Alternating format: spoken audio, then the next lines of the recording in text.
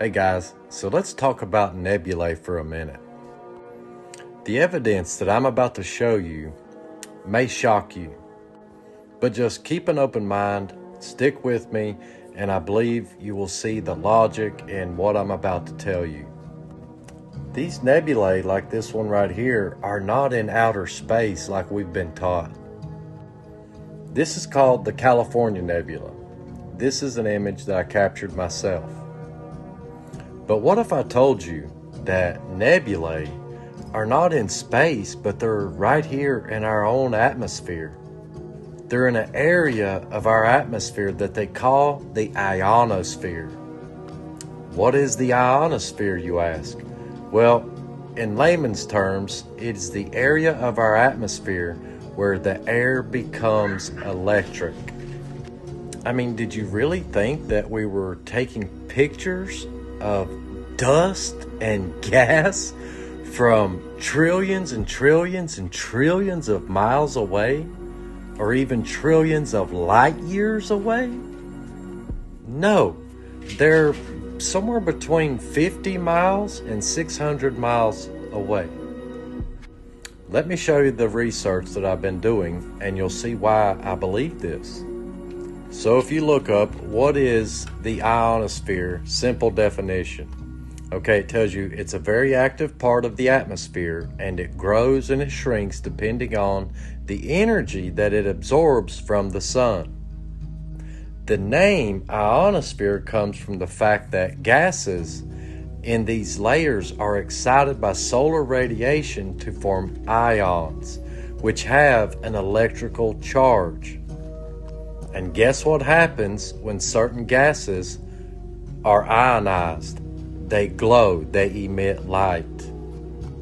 Now, when understanding the ionosphere, you need to remember these colors up here, the blue, the red, and the green. Because coincidentally, that's what color most nebulae are. They're either purple, red, green, and some of them are blue. But most of them are red in my experience. And what do nebulae have in common with neon lights, you ask? Quite simple. Neon lights are nothing more than gases that are ionized. Ionized gases. Just like when gases are ionized in the ionosphere, they glow and emit light. You fill a glass tube full of gases and hook, an electric charge to it, well, it then ionizes the gases inside the tube, causing it to glow in these beautiful purple, red, and green colors. As in the definition here, a potential of several thousand volts applied to the electrodes ionizes the gas in the tube, causing it to emit colored light. And I'm going to move out of your way so you can read the top part of this definition here. Pause and read if you need to, but I'm going to move on. I know this is really going to break a lot of you NASA fans, a lot of your hearts, because you really like the idea of taking pictures of dust particles and gas particles that are millions and millions of light years away. But you're actually not. You're actually photographing ionized gases that are in our upper atmosphere, no more than 50 to 500 miles away. But for you Tesla fans, I think the ionosphere might be what Tesla called the ether, because Tesla knew how to harness energy from the atmosphere, but it was from the ether, he called it. He described it as an area of our atmosphere where the air becomes electric. So I literally think that they renamed the ether the ionosphere, because both are, where the air becomes electric, and it's basically described as like this superfluid where gases can become ionized and electrically charged and emit their own light. So yeah, that's what I think. We are living in a villain's world. and they designed it perfectly. We eat the food they give us, vote for one of 2 people that they tell us to, and watch the movies that they show. They take our attention as soon as we reach age 5, and they never give it back. We go to school for 8 hours a day learning what they want us to. They scold us until we obey, and then they praise us when we do. They make us form a habit of waking up and spending our entire day in a building that we wouldn't choose, so that when we get older, we are willing to do the same. Following orders becomes comfortable when we spend our childhood doing what we're told, so when we're older, we hesitate to stray outside the norm. They tell us that we should do anything we can to attend a university, because if we don't, we will fail. They manipulate us into financial dependency at a young age so that we stay liable to the system. They've given us a currency that only has value because they say it does, and we receive it by working at a business that they own. Their millions become billions while the rest of us are forced to sacrifice our time for a minuscule fraction of what our work gains for them. They provide us housing, but make it costly so that we struggle to accumulate enough wealth to escape their system. Our supermarkets are full of brands that they possess, to the point that it is difficult to find ones that they don't. Our meals are either purchased from a store that they most likely own, or created with ingredients from their brands.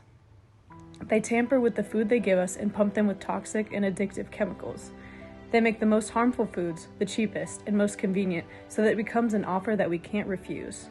Over time, we become addicted in many more ways than one, and they bombard us with temptation on every billboard or commercial. When we get sick from excessive consumption of this insubstantial food, we are forced with almost no other option but to give up financial solidity for the sake of our health. We pay thousands to facilities that they own so that they can prescribe us more harmful chemicals that simply numb the symptoms. They revolve society around addictive foods that cause disease and expensive drugs that mask them, so that we stay in a forever grasp of their system. We only ever consume content that they provide. Our news channels are operated by them to persuade us into 2 opposing perspectives, so that we never share a same opinion. Why do you think it's free? They feed us shocking news headlines that provoke emotion and grab our attention away from what's really going on in the world. They've granted us with superficial idols that portray luxurious lifestyles, so that we strive to be like them and associate money with happiness. They keep us focused on worldly problems that they've created to keep us zoomed in on our physical reality and detached from our Creator. If we keep our attention on what's going on around us, we will never be present and see the truth of God within us. The villain who runs the world knows the truth of our potential, and it's in their best interest to keep us distracted and willing to submit to a system that thrives on fearful compliance. Imagine if every person on this planet believed that we were created for a reason. We would unlock an unbreakable faith within ourselves and reverse the pyramid of power in which society was built. We would see past the lie that we've been living and turn to each other for help rather than depending on our corrupt leaders. Corrupt leaders who have accumulated a discrete monopoly that succeeds in circumventing the eyes of those who are unaware through the illusion of choice. The majority of us see the world as it is portrayed, diverse, coincidental, and plausible. To someone who lives day by day without taking a step back, the world kind of seems to make sense. Then we look behind the curtain and see that it really makes sense. Where there is one lie, there is many. Once we see one lie, we will find ourselves on an endless spiderweb of mass deception. The blindfold tied around us in childhood will loosen and light will be shed on our fabricated reality. Those in charge of us do not have our best interests in mind and never did. It has been a power trip from the start, and we have gone along with it since the birth of society and will continue to until we see a reason for change and stop pointing fingers at each other. Like I mentioned, we have all been programmed to believe that there is no land at the North Pole. But by the end of this video, you're going to realize not only is it home to the mountain of God, it's also home to paradise, the Garden of Eden, which includes a city full of angels that goes underground. So starting off, let me introduce you to Justin Trudeau. He is the Prime Minister of Canada, which in fact is very close to the North Pole. What I'm about to show you is an old clip of him in a room full of elites, talking about a trip that he took with his dad to the North Pole. Get ready. Trip. I was going with my father and my grandpa Sinclair up to the North Pole.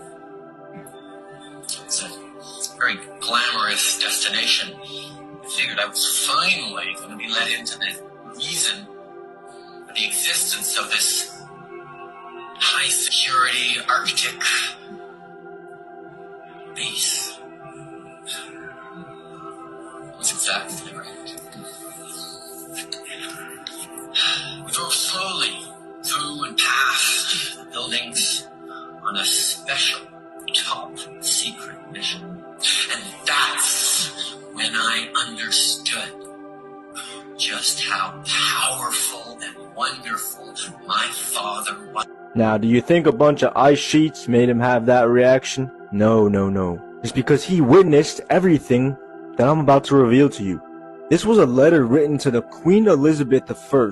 She was the Queen of England in the 1500s. Let's read what it says here. In the midst of the four countries is a whirlpool, into which they empty these four indrawing seas which divide the North Pole.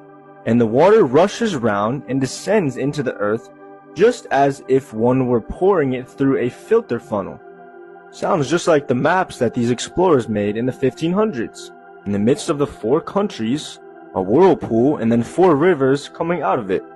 Just like it says in the Bible. A river went out of Eden to water the garden, and from thence it was parted and became into four heads.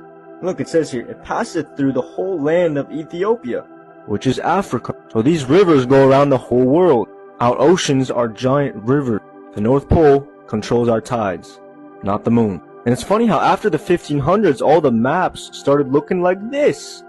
Unknown region. Even NASA satellites, look at those big black holes in the middle.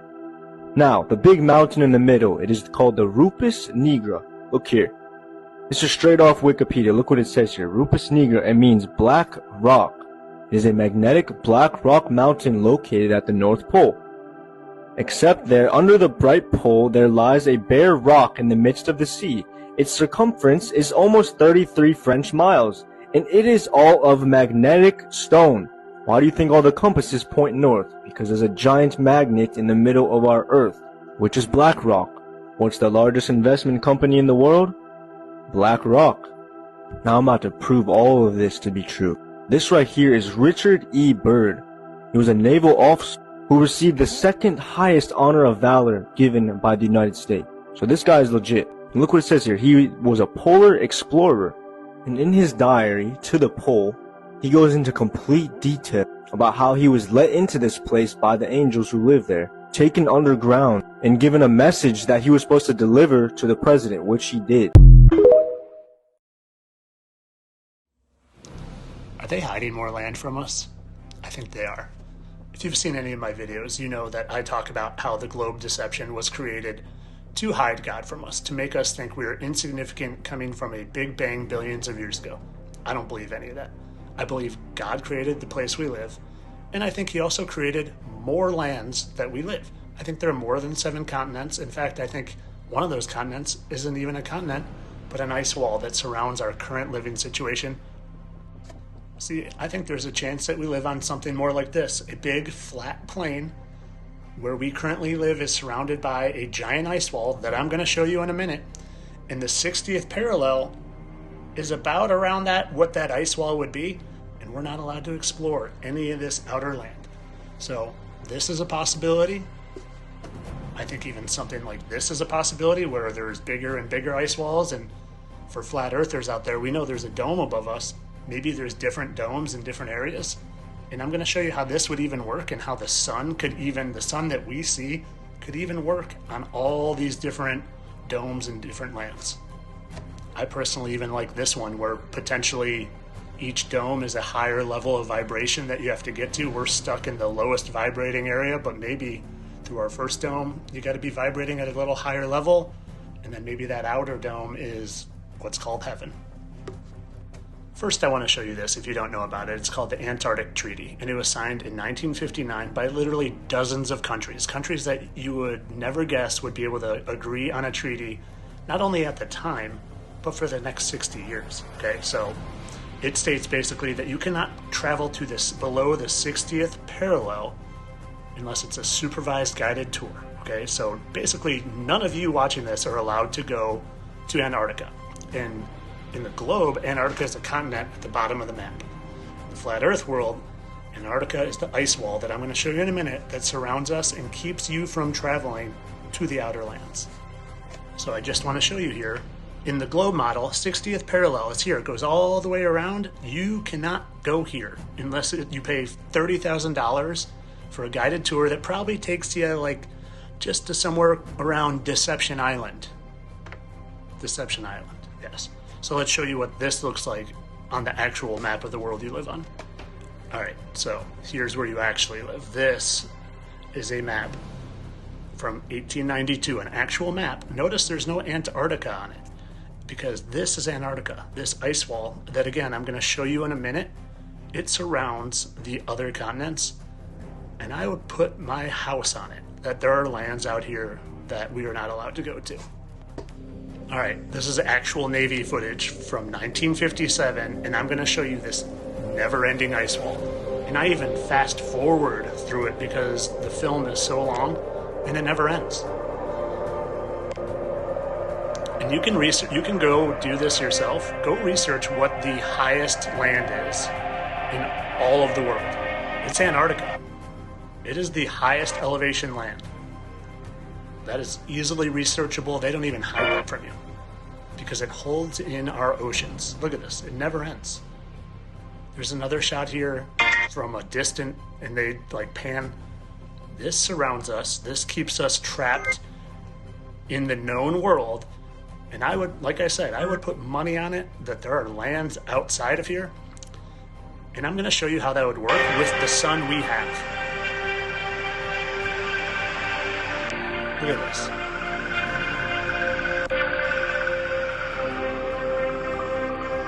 Never ends.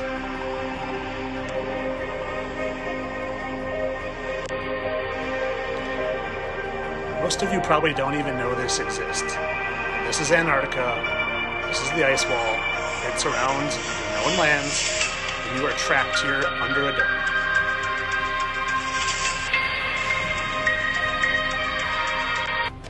All right, I want you to get a better look at this here. 1892 map.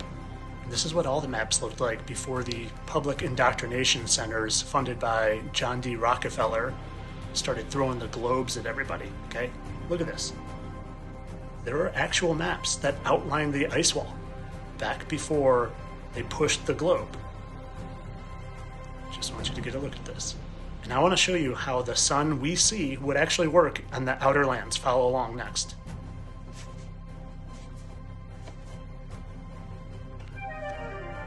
On the right is an eclipse that I filmed, and on the left is an eclipse that I created from a rear projection onto a paper towel. So this is an eclipse that was filmed a few years ago, and it's about 90% eclipse, and we see these two little eclipse lights. Well, one of them that's moving around, that's clearly a lens flare, it's moving with the camera, but the other one is locked to the sun. The amount of the lit part of these little lights is about what the sun is in the eclipse, but you don't notice it because it's so bright it's blowing out the lens. But they do match. So what is that? I think it's the projector, the source of the sun that we see. Yep. So if we do my experiment, we get our paper towel sky, we have the rear projection sun, and it's being eclipsed by a disk. Nobody has ever seen the moon approach, eclipse, or exit the face of the sun during an eclipse. But if you look at the paper towel, which represents the sky, you don't see it. Here it is exiting. You don't see what's eclipsing the sun. You just see a circular shape. Okay? But what if the sky was more transparent? So now I have thinner tissue here and doing the same thing. And look, right there. There's the source. It's not a theory. That is the source of the eclipse. That is the projector of the light. And when we compare them to an actual eclipse, it matches. Prove me wrong. All right, so I just want to clarify what he's saying here. He's saying the sun that we see, when we're outside and we see the sun, that's not it's not a giant ball of gas 93 million miles away. But what it actually is, it's like seeing a rainbow, okay? It's not something physical that's there. It's a projection from a light source that is beyond the firmament, okay? So I want to show you how this ties in to how there could be more land, more outer lands, potentially all with domes, potentially not. But I want to show you how this works in my theory here and what I say is potentially going on. All right, so here I'm taking my iPhone light and I'm putting it on a paperweight here, and it is creating a very similar thing to what it looks like the sun looks like in our field of vision. See that? So now what I did is I grabbed multiple paperweights, all coming from the same light source, and they all have that little glow that could be the projection of the sun in the different lands with potentially different domes above them. I can understand if you have a hard time believing that the globe was created to hide God from you. That's a hard sell, that's a hard jump. But what if your belief in this is preventing us from reaching our true freedom where we don't have corrupt governments ruling over us? Think about it.